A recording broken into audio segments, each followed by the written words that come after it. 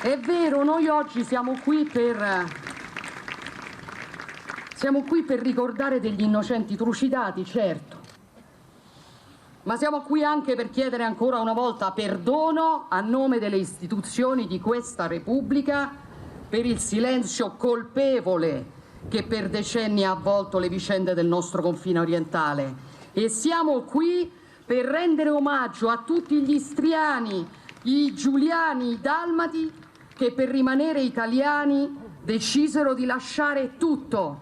case, beni, terreni, per restare con l'unica cosa che i comunisti titini non potevano togliere loro, e cioè l'identità. Così fiumani, istriani, dalmati, pagando un prezzo altissimo, hanno deciso di essere italiani due volte, italiani per nascita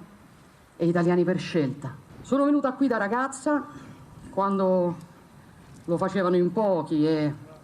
farlo significava essere additati, accusati, isolati. Sono tornata qui da adulta per celebrare finalmente il giorno del ricordo e torno qui oggi con qualche ruga in più e con responsabilità sulle spalle che da ragazza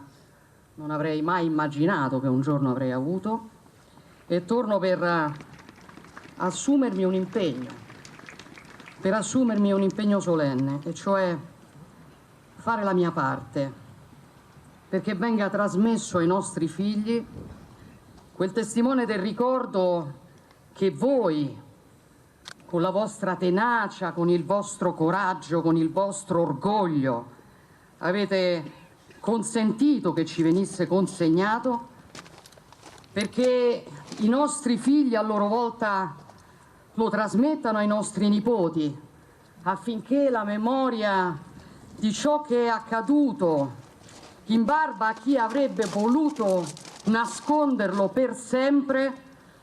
non svanisca invece mai.